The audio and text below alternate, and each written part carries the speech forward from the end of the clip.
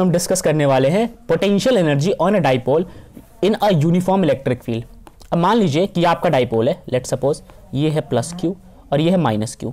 इस डाइपोल को आपने एक यूनिफॉर्म इलेक्ट्रिक फील्ड में रख दिया। तो चलिए इसे रख के देखते हैं यूनिफॉर्म इलेक्ट्रिक फील्ड में। लेट सपोज ये जो इलेक्ट्रिक फील्ड है ये है पैरेलल और यूनिफॉर्म, ठीक है। हर पॉइंट पे सेम इलेक्ट्रिक फील्ड फील होगा, किसको? इस डाइपोल को। तो उस वक्त इसकी जो पोटेंशियल एनर्जी है वो क्या होने वाली है, इसी को हमें समझना है। तो आई होप कि आप कॉन्टेक्स्ट समझ गए होंगे क्या कहना चाहता हूं मैं, ठीक है। आइए फॉर्मल डेफिनेशन रीड करें। बोला ये गया है potential energy of a dipole is the energy possessed by dipole by virtue of its particular position in electric field। अब जाहिर सी बात है पोटेंशियल एनर्जी किसी की भी पोजीशन की वजह से उसकी एनर्जी होती है। तो उस इलेक्ट्रिक फील्ड में रहते हुए, अगर मैं आपको फिर से एक बार बताऊं, ये इनका इलेक्ट्रिक फील्ड है। लेट सपोज इस इलेक्ट्रिक फील्ड के अंदर डाइपोल कुछ इस प्रकार से प्रेजेंट था। तो अभी जो भी इसकी पोजीशन है, इस पोजीशन की वजह से फिलहाल जितनी एनर्जी अपोज करेगा उसी को हम पोटेंशियल एनर्जी कहेंगे। वेल, इस पोटेंशियल एनर्जी की जब बात की जाएगी तो जाहिर सी बात है हर एनर्जी वर्क डन के इक्वल होता है। तो जब हम डेरिवेशन करेंगे इसका तो हम वर्क डन का डेरिवेशन कर लेंगे और अब अल्टीमेटली हम पोटेंशियल एनर्जी जो है इसका निकाल लेंगे, ठीक है। तो आइए शुरू करते हैं करना इस चीज को। देखिए सबसे पहले लाइन बाय लाइन हम समझेंगे कि हमें निकालना है वर्क डन। तो वर्क डन का जो फॉर्मूला होता है ना, चलिए मैं आपको करा के दिखाता हूं। यहाँ पे इसको करते हैं क्लीन और हम निकालते हैं वर्क डन। सिंपल सी बात करें अगर वर्क डन के लिए, तो वर्क का फॉर्मूला होता है फोर्स इनटू में डिस्प्लेसमेंट, राइट। फोर्स इनटू में डिस्प्लेसमेंट। अच्छा, क्रॉस प्रोडक्ट नहीं, यहाँ पे हमें डॉट प्रोडक्ट लगाना चाहिए। तो फोर्स डॉट डिस्प्लेसमेंट।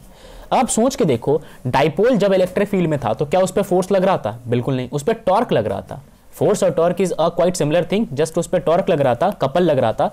तो अब यहाँ पे हम फोर्स की जगह टॉर्क रिप्लेस कर देंगे। टॉर्क होता है टो, बाकी डिस्प्लेसमेंट जितना भी वो मूव करेगा इलेक्ट्रिक फील्ड में, ठीक है। तो यहाँ पे आप नोट कीजिए, यहाँ पे भी वही चीज लिखा गया है कि जो वर्क डन है वो होगा टॉर्क इनटू में डिस्प्लेसमेंट। अब डिस्प्लेसमेंट कैसा होगा, वहां पे उसके एंगल में चेंज आएगा, वही डिस्प्लेसमेंट डिफाइन करेगा, ठीक है। अच्छा, तो यहाँ पे आइए वापस हम इस डिस्प्लेसमेंट को रिकरेक्ट करके लिखें, ठीक है। तो यहाँ पे हम डिस्प्लेसमेंट को ठीक से लिखते हैं।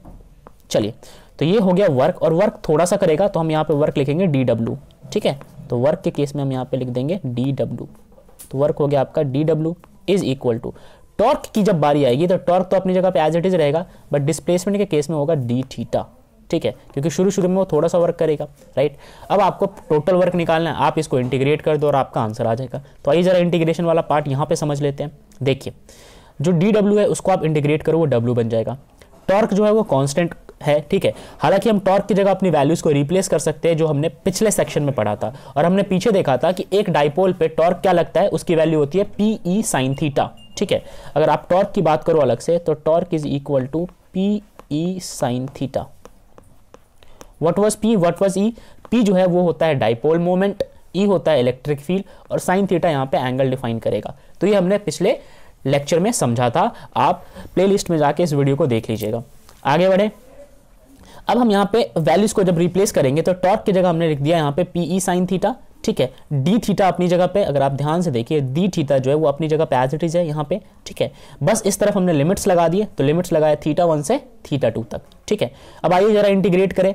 PE कांस्टेंट है, बाहर निकाल दो। तो PE को हमने बाहर निकाल दिया, ये वाला PE, ठीक है। sin थीटा का इंटीग्रेशन होता है माइनस का cos थीटा, तो इस sin थीटा का इंटीग्रेशन हमने कर दिया माइनस का cos थीटा, ठीक है।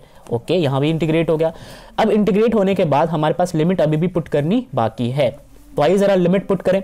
अब ध्यान से देखिए, लेफ्ट हैंड साइड का हो चुका है इंटीग्रेशन, dw का इंटीग्रेशन w हो चुका है। ये वाली कांस्टेंट टर्म है, इसका इंटीग्रेशन होगा नहीं। ये वाला माइनस हमने बाहर निकाल लिया, तो यहाँ पे ये माइनस आ गया।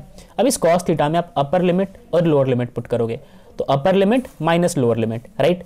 अब जो वर्क डन है, वर्क हमेशा एनर्जी के बराबर होता है, तो वर्क को रिप्लेस कर लिया हमने एनर्जी से। किस एनर्जी से? पोटेंशियल एनर्जी से, राइट। तो ये आपका पोटेंशियल एनर्जी, जिसको हम U से रिप्रेजेंट करते हैं।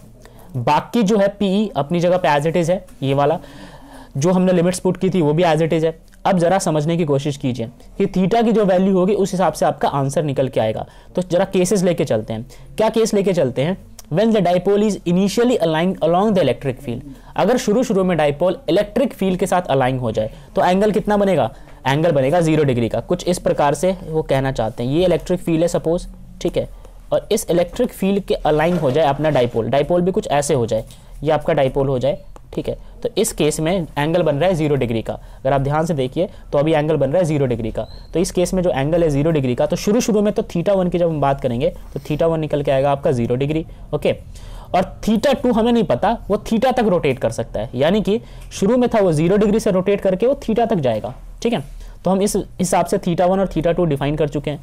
θ2 जो है यानी कि फाइनल θ2 की वैल्यू है थीटा और θ1 की है 0 डिग्री।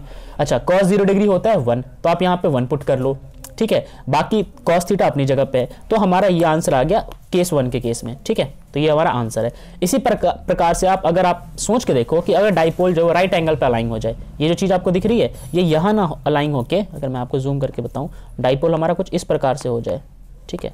तो ये अब राइट एंगल पे है, आप नोटिस करो इलेक्ट्रिक फील्ड के साथ 90 डिग्री का एंगल बना रहा है, तो θ1 की वैल्यू आएगी 90 डिग्री, और उसके बाद वो रोटेट होकर कहाँ तक जाएगा, θ2 हमें नहीं पता, वो हम थीटा मान लेते हैं, ठीक है। तो सेम यही कहानी है, रोटेट होकर कहाँ तक जाएगा हमें नहीं पता, तो थीटा तक जाएगा, मगर शुरू में वो 90 पे था। तो अब अगेन वही θ2 की जगह आप थीटा डाल दो, θ1 की जगह आप 90 डिग्री डाल दो, ठीक है। तो ये सारी वैल्यू पुट कर दी। cos 90 होता है 0, तो इस केस में आंसर आ जाएगा माइनस का PE cos थीटा। तो वेल ये हमारा था पोटेंशियल एनर्जी ऑफ डाइपोल, ठीक है। अब आप यहाँ पे क्या करो, नोटिस करो कि cos थीटा को वापस लेके आओगे तो डॉट प्रोडक्ट में कन्वर्ट हो जाता है, ठीक है। इस पे वेक्टर साइंस लगा दो और cos थीटा को आप डॉट प्रोडक्ट पे ले आओ। तो वेल ये था हमारा आज का टॉपिक ऑफ डिस्कशन।